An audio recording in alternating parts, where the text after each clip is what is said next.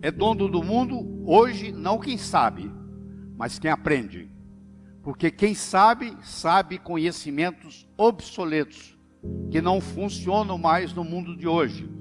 Aquilo que o seu avô e o seu bisavô teve sucesso, não se aplica mais ao mundo de hoje.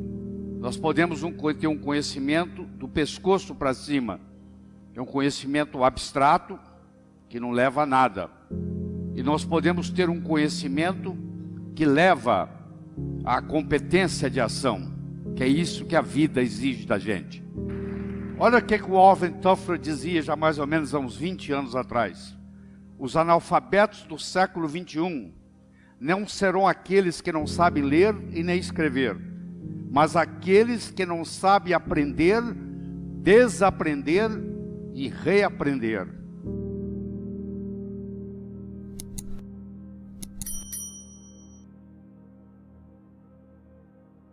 Nós vivemos num mundo hoje que se caracteriza por 3 palavras. A primeira palavra chama-se complexidade. É muito mais complexo viver hoje do que era 20 anos atrás. Em qualquer cidade do mundo, a complexidade como um todo aumentou. Segundo, nós vivemos num mundo veloz. Nós vivemos no mundo da velocidade da luz. Sai uma notícia, imediatamente você tem acesso a essa notícia. Isso acontece em tempo real. E terceiro, vivemos num mundo incerto. Não adianta você ficar fazendo programação para daqui 10 anos. Você vai ter que mudar a sua estratégia, porque dependendo do que estiver acontecendo, tem que haver uma mudança de estratégia. E às vezes acontece com você o inesperado. O mundo é totalmente incerto, que nós temos que estar preparados para essa incerteza, que nós não sabemos o que esperar. De repente acabou o muro de Berlim. De repente o dólar sobe, de repente o dólar cai. Aí toda a estratégia que você fez vai por água abaixo. Tempos diferentes produzem mentes diferentes, com novas formas de pensar. É dono do mundo hoje, não quem sabe, mas quem aprende. Porque quem sabe, sabe conhecimentos obsoletos, que não funcionam mais no mundo de hoje. Aquilo que o seu avô e o seu bisavô teve sucesso, não se aplica mais ao mundo de hoje. Porque não funciona desse jeito. Teve uma época que se vendia roda de carroça, roda de carruagem, se ganhava muito dinheiro. Hoje, a não ser que você venda pneu, porque roda de carruagem até o museu já tem, você não vai ganhar nada. Seu bisavô pode ter ganho muito dinheiro vendendo roda de carruagem, mas para o mundo de hoje, isso não funciona mais. Eu gosto muito do exemplo do bambu chinês.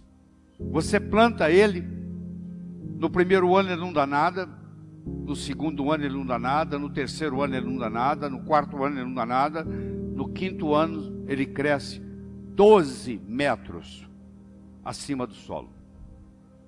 De repente, 12 metros acima do solo. Aí você fala, mas que coisa interessante. É, interessante. Mas se você for mais perceptivo, você vai ver que se você olhar abaixo da superfície da terra, é uma raiz ali que começa a crescer. No segundo ano ele não deu nada, mas a raiz aumentou. No terceiro ano ele não deu nada, mas a raiz aumentou. No quarto ano não deu nada, mas a raiz aumentou. E no quinto ano existe uma raiz forte e grande o suficiente para manter 12 metros acima do solo. Isso é uma coisa que nós temos que ensinar para os nossos jovens, que o que distingue o profissional do amador é persistência e paciência.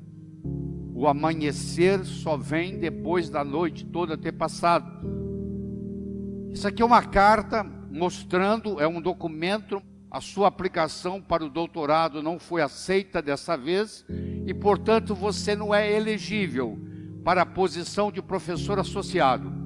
Em conclusão, nós achamos que a sua hipótese é mais de caráter artístico do que propriamente físico. Isso está datado em 1903.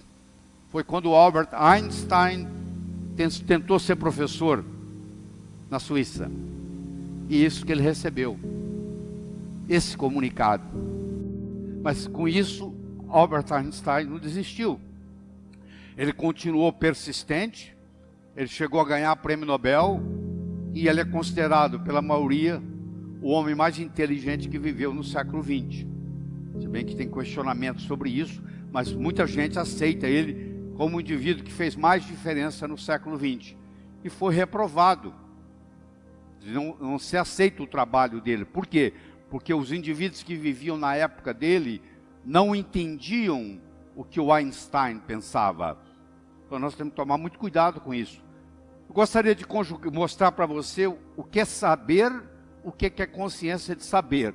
Eu vou começar pelo número 1. Eu não sei e não sei que não sei.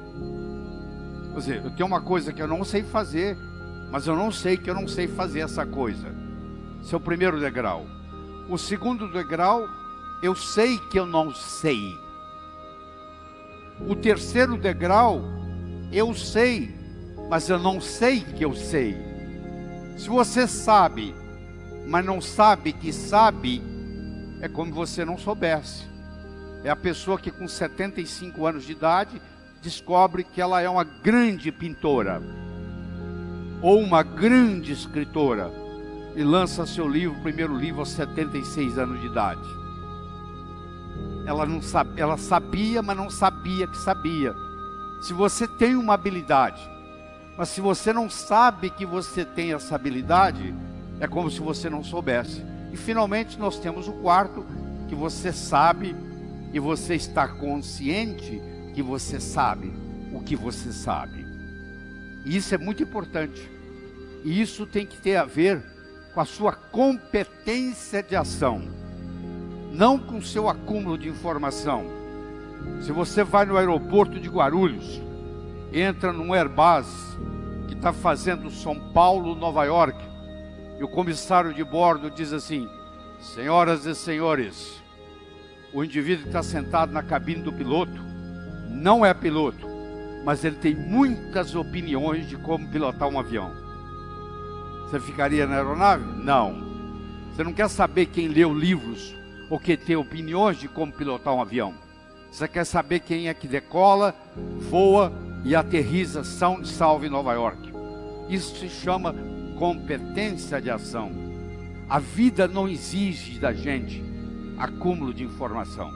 A vida exige da gente competência de ação. Esse é que é o verdadeiro conhecimento que tem que ser passado para aqueles que estão cursando um curso superior. Essa metáfora me acompanha há mais de 30, 35 anos. É um indivíduo atravessando um cabo de aço de um prédio para o outro. Você há de convir que 3 coisas são necessárias. Ele precisa querer, se ele não quiser, ele não anda. Ele precisa de saber, se não souber, ele cai. E precisa haver cabo de aço. O querer é a motivação. O saber é a estratégia. E o cabo de aço, propriamente dito, é a oportunidade. Eu posso querer ganhar dinheiro, eu posso saber ganhar dinheiro, mas eu nunca tive a oportunidade para mostrar isso. Não vai acontecer. Então as coisas acontecem na vida quando nós combinamos a motivação com a estratégia, com a oportunidade. E a oportunidade na nossa vida, ela aparece de 2 formas. Ou você corre atrás dela, ou ela vem fantasiada de problema e chega até você. Então, se você gosta de resolver problema, por trás de cada problema existe uma oportunidade. Em 1975, eu era dono de um hospital em Teófilo Otoni, em Minas Gerais. Era uma sexta-feira, o telefone tocou de um hotel e eles me disseram que lá tinha um hóspede que não falava português direito, que estava com dor no peito e suando frio. Se eu podia ir lá como cardiologista. Eu disse que eu estava saindo para um final de semana longo, chamasse outro. E ele disse: ó, eu já chamei 2 médicos e eles falaram a mesma coisa. Eu falei: tá bom, estou indo. Cheguei lá, eu encontrei um sujeito polonês que falava praticamente nada de português. E na época eu falava muito pouco de inglês. Eu levei ele para o hospital, fiz um eletrocardiograma, ele estava infartando. Levei ele para o hospital. No caminho para o hospital, ele me pergunta assim: você conhece meu filho? Eu falei: quem é seu filho? O meu filho é o chefe de cardiologia de Harvard. O nome dele é Peter Marocco. Eu falei: eu não conheço o seu filho pessoalmente, mas eu conheço os livros dele, os trabalhos, e eu estudo pelos trabalhos do seu filho. 48 horas depois, o filho dele saiu de Boston, Massachusetts, e veio para Teófilo Otoni ajudar a cuidar do pai. E por incrível que pareça, ele era casado com uma brasileira, de Americana, São Paulo, e falava português. E nós fizemos amizade, e eu vou encurtar a história, e eu terminei em Harvard. Não pelo mérito, mas pela oportunidade que a vida me deu. Olha que interessante, a oportunidade, ela vem fantasiada de problemas. Por trás do problema existe a oportunidade esperando. Isso tem que ser ensinado para os jovens, a aprender a gostar de problemas, porque os problemas são os nossos melhores amigos, tá? Eles que nos fazem crescer. E você nunca terá uma segunda chance de causar uma primeira boa impressão. Então você, nos primeiros 3, 4 minutos que você conhece alguém, vai fazer uma diferença muito grande para você, o modo como você se comporta.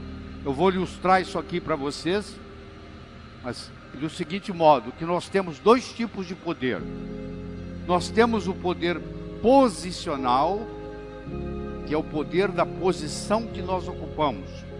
Você é general do exército, todo mundo presta continência para você. É domingo de manhã, você está de bermuda, camiseta, chinelo, você vai até a banca de jornal comprar um jornal. Ninguém sabe quem você é. A única coisa que vai se manifestar é o seu poder pessoal, que é um poder linguístico. A posição você pode perder. Você deixou de ser o CEO de uma empresa, você deixou de ser o diretor de uma escola, você deixou de ser um general do exército. Agora, o poder pessoal, você deixou de ser o capitão, o comandante do avião. Isso são poderes posicionais. São todos passageiros. Todos eles passam.